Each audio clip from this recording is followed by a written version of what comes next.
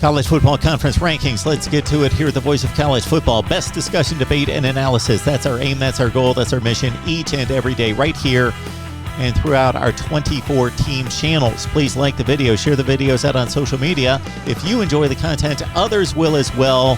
Help us build the channels. Even if you don't agree with me, if you love college football, this is the place to be. All right, each and every offseason, what I do is I gather all the Power 5 results, I put them into a formula, and I present my conference rankings. I'm going to do something similar to that without all the math involved, just taking a look at the results on the field for the first 2 weeks of the season and present my conference rankings. Leave your comments below, of course, and keep in mind we still have a number of interesting non-conference games coming up here in Week 3. Penn State hosts Auburn, Big Ten against the SEC. The Big Ten also in play against Notre Dame, and going to Miami is Michigan State. We've got Oklahoma and Nebraska and other games across the nation. Let's look at what's transpired through the first 2 weeks of the season, and possibly the most important game for one conference occurred in Columbus, Ohio. Not for the Big Ten, but for the Pac-12. I don't think there's any question that the biggest win for this conference, much maligned, not getting to the playoffs since 2016, and even that Washington team was sketchy, only defeating Rutgers out of conference, losing to Alabama 24-7 in the national semifinal. Biggest win for the Pac-12 since 2014 at the Rose Bowl against Florida State in the national semifinal.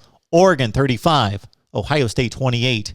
This places Oregon in prime position to run the table in the Pac-12, even possibly lose a game in the Pac-12, and still set itself up to be selected to the college football playoffs for the first time in 7 years for the program, 5 years for the Pac-12. How about UCLA's effort against LSU at the Rose Bowl, winning fairly decisively, 38-27. So the Pac-12 from top to bottom has actually been stronger and deeper based on the non-conference results in the past 5 years, but they're getting some fairly elite wins in defeating Ohio State and LSU, the two biggest wins for the conference by far, and those were the two games that the conference should win or needed to win to prove something on a national stage. Ironically, the conference has been pathetic otherwise. 11-11 outside the conference. That's 2-7 against the Power 5, including 2 losses to BYU, as the Cougars down both Arizona and Utah in impressive fashion. Keep in mind that the Pac-12 champion in 2018 and 19, Washington and Oregon, lost key non-conference games against Auburn both years. And now Oregon defeats Ohio State. UCLA sets itself up nicely with a win over LSU. If they can emerge out of the Pac-12 South Division, then we've got a mighty impressive Pac-12 championship games. But overall, the Pac-12 not faring well. 11-11 outside the conference. Again, 2-7 against the Power 5. So that leaves 9-4 against the Group of 5 in the FCS. That's not good. 9-4 sounds good, but it's not good. You got to win 85-90% of those games against the Group of 5 in the FCS, as the big boys out of the SEC and the Big Ten have done consistently. We've seen Michigan blast Washington. We've seen Purdue get by Oregon State. Cal gave TCU a good game, but still lost 34-32. Kansas State over Stanford, and that's a Stanford team that turned around and blasted USC by what was 4 touchdowns in the fourth quarter. Colorado with a nice effort in taking on Texas A&M, a top 5 to 10 team in the nation, and Colorado almost pulling off the upset that would have been big for the Pac-12 again. 10-7 losers against the Aggies. And we also, again, had that nice effort in conference by Stanford, but they lost out of conference to Kansas State and barely put up a touchdown in that game. Upcoming for the Pac-12. Of course, USC and Stanford both play Notre Dame. Minnesota and Colorado here in Week 3. Arizona State taking on BYU. Big matchup there for the Pac-12. Trying not to go 0-3 against BYU. And a non-Power 5 matchup that could prove key. UCLA hosting Fresno State. Oregon struggled with the Bulldogs, of course. So the Pac-12 at 11-11, 2-7 against the Power 5 plus BYU. Let's look at the Big 12's performance. thus far with Oklahoma taking on Nebraska this week. 16-4 non-conference. Very strong. We got to put it into context, though. 2-3 against the Power 5. Those two wins are the TCU-Cal game. And the most impressive showing for the conference thus far has been Kansas State taking on Stanford, winning by 3 scores. And then, of course, Stanford turns around and beats USC easily. The conference did not look good in 2 marquee matchups in Week 2. Texas coming off an impressive win against Louisiana. That should go to the credit of the conference, because if the Raging Cajuns turn out to be as good as we all expect, as they were 11-1 in 2020, Texas's win looked impressive. The defense shut down Louisiana, winning 38-18, but they go to Arkansas. So you're talking about a top 3 to 4 team in the Big 12, taking on what is most likely a bottom 4 or 5 team in the SEC. We shall see. Texas gets blasted by 3 scores. And, of course, Iowa State. We'll see what the Cyclones and the Hawkeyes have for us later. But right now, Iowa State has been projected to be a Big 12 championship game participant, taking on Iowa, losing at home. And they were down 3 scores in the fourth quarter. Not a good look for the Big 12 in Week 3 with Iowa State and also Texas going down.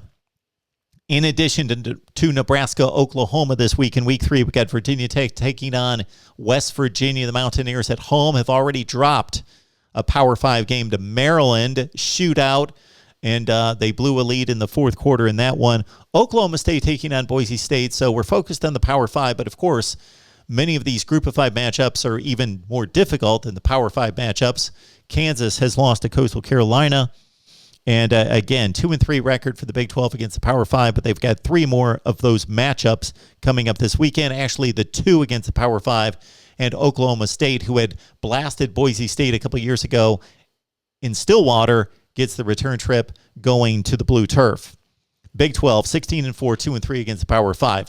On to the ACC. They have been my whipping boy for quite some time here, and rightfully so. 22-60 against the Power 5 the past few football seasons. In 2016, people who think I hate the ACC, which I don't, neutral analysis here, I was going through the roof about the ACC's future trajectory after the 2016 season, 10-3 in postseason play, winning a national championship, having Florida State in particular right there as well.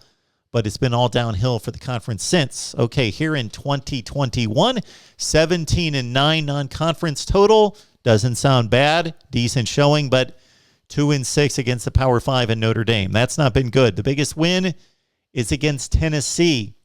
Pitt won in Knoxville in Week 2 by a touchdown. Miami avoided an embarrassing loss at home against App State. A good App State team, but still a Group of 5 Sun Belt squad. 25-23 game. App State was 15 yards away from potentially setting up a game-winning field goal. So Miami gets actually turned in what could have been an embarrassing loss into one of the better wins for the conference this non-conference season. The biggest loss, not embarrassing, far from embarrassing, Clemson losing to Georgia, but in regards to national reputation and playoff projections, Clemson with the biggest loss in the most important game of the season, losing by a touchdown against Clemson 10-3 in that game. Worst loss, where do we start? Duke was awful last year, and they beat Charlotte 53-19 last year. They lost to Charlotte this year. And, of course, this Florida State debacle, losing to Jacksonville State, winning by 10 with 5 minutes left to play. That is your crowning jewel for the ACC in terms of embarrassment. But Georgia Tech lost to Northern Illinois. It's bad for the ACC. Upcoming, of course, the matchups against Notre Dame. They still have to play Virginia Tech on the road, North Carolina, Virginia, and Georgia Tech. So the ACC has been typically blasted by Notre Dame since signing that contract. Other than Clemson, Notre Dame's pretty much blasted the rest of the conference. They already have a win against Florida State. At the time, we thought that might be to the credit of the ACC and staying close to Notre Dame, but then FSU turns around and gets embarrassed against Jacksonville State. So we've got 4 games against Notre Dame for the ACC, and we also have the 4 matchups against the SEC on the final weekend of play: Georgia, Georgia Tech, Florida, Florida State, Louisville, Kentucky, and, of course, Clemson, South Carolina. On to the Big Ten.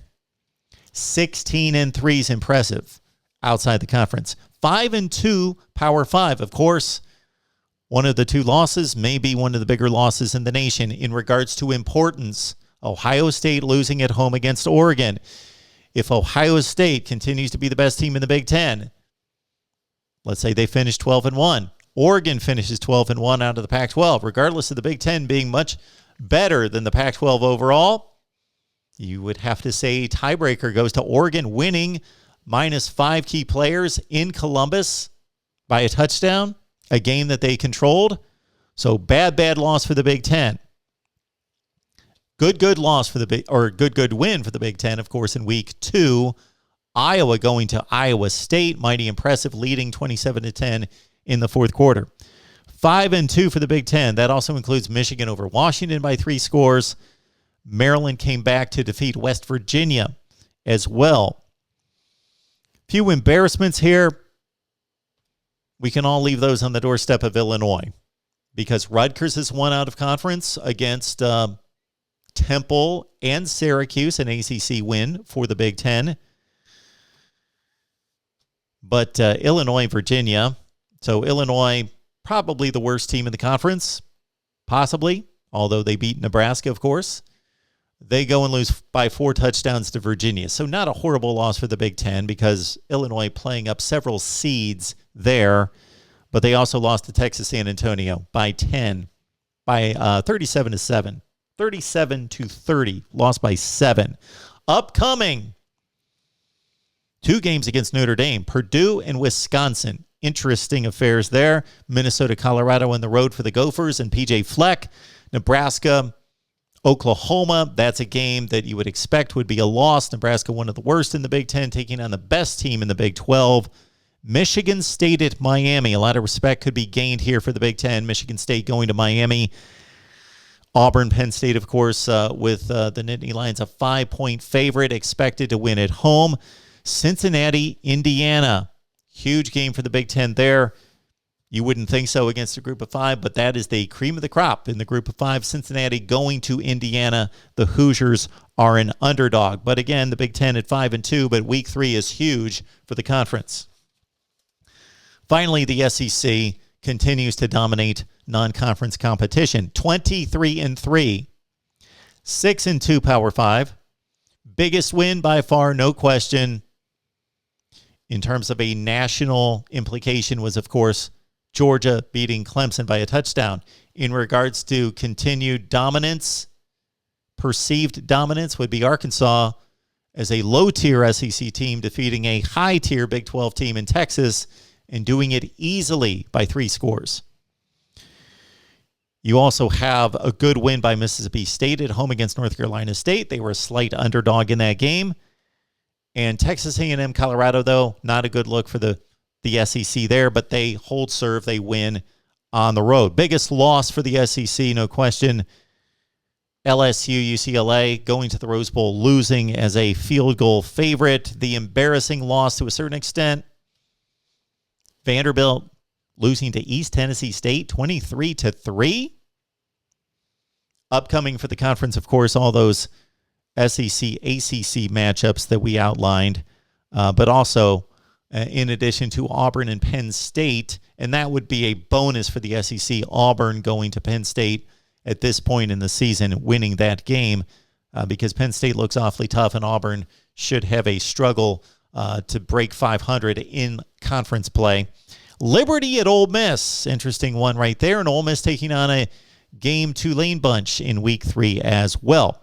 All right, this is the way it stacks up through 2 weeks of the season. There is no question that the SEC is the best conference in college football. 23-3, 6-2 against the other 4 conferences. The Big Ten is a clear number 2.